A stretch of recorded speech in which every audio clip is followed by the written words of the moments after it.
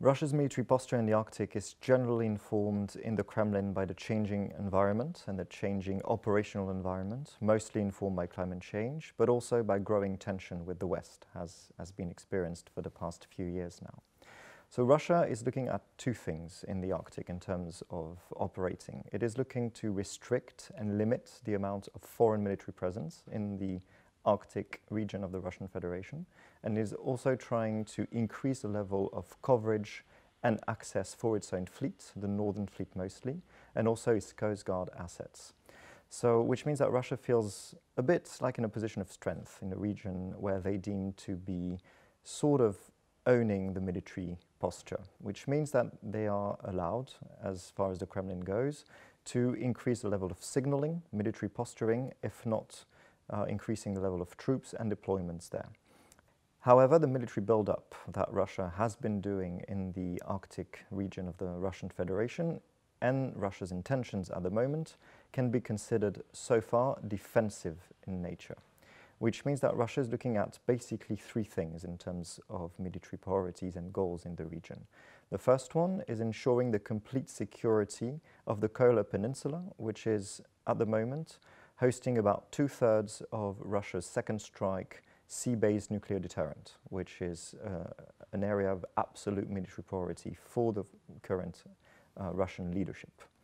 The second military priority is to ensure the passage and the access of the Northern Fleet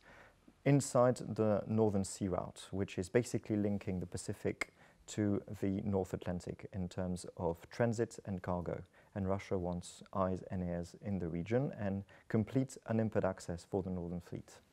And the third military priority is basically to demonstrate access and to demonstrate sovereignty over what is considered to be a new border for the Russian Federation. As climate change impacts the region and as the ice coverage is decreasing every year, Russia feels that it has a new border to protect and needs to enforce sovereignty in this region where they feel they are in a sort of military superiority, which means that Russia will do anything it can to demonstrate its sort of supremacy in this region.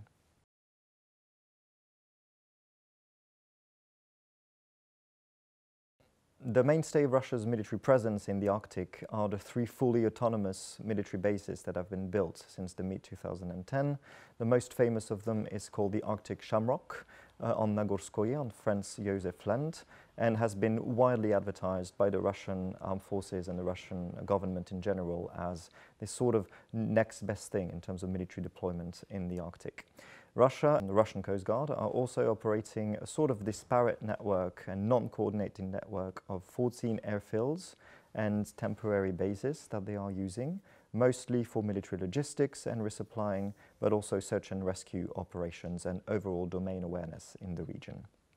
In terms of the force structure itself, Russia has been restructuring the armed forces with the Arctic in mind. The Northern Fleet is now the mainstay of Arctic forces and has been recapitalized in terms of military technology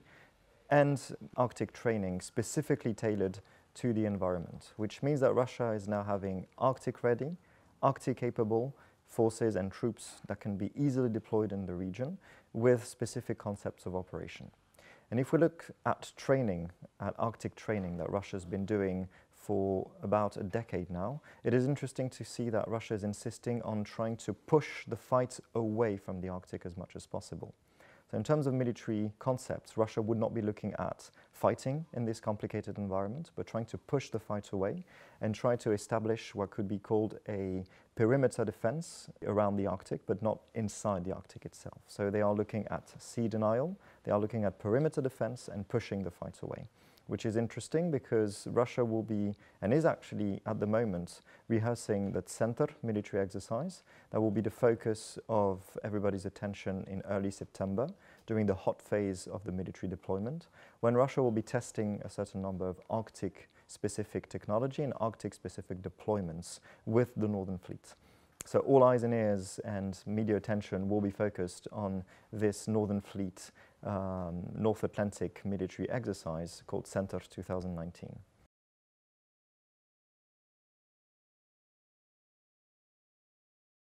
If Russian military deployments in the Arctic, and specifically in the Arctic region of the Russian Federation, are for now considered defensive in nature, there is always the risk of increased escalation and the risk of tactical errors and miscalculation. The equation is very simple. Climate change is affecting the environment and will necessarily increase the level of human activity and therefore military assets in the region. Therefore, the risk of miscalculation increases. And there is a window of opportunity at the moment to be looking into military security affairs to make sure that the utmost necessary value of keeping low tension in the Arctic is upheld. The 8 Arctic nations have sort of made a point for the past decades now that the Arctic needs to remain exceptional in terms of the environment, in terms of the very access to the region, and therefore low tension needs to be kept and upheld. If we want to keep low tension in the Arctic, we need to recognize now, and we need to sort of burst the bubble of Arctic exceptionalism and recognize that military security matters and hard military security matters need to be addressed at the moment. And to do that, I would argue it is necessary to sign a sort of military code of conduct for the High North that would at least define what is considered legitimate or illegitimate military behavior, or what is considered intentional and unintentional. The ambition would be to regulate military behavior and to limit the amount of irresponsible military behavior or brinkmanship-prone activities that could be crippling the region if left unchecked. There is a strong window of opportunity now because Russia will be assuming the chairmanship of the Arctic Council and the Arctic Coast Guards Forum between 2021 and 2023. And there is a window now to make sure that hard military security affairs are on the agenda and are on a positive pathway to make sure that low tension is not just voiced, but performed in reality.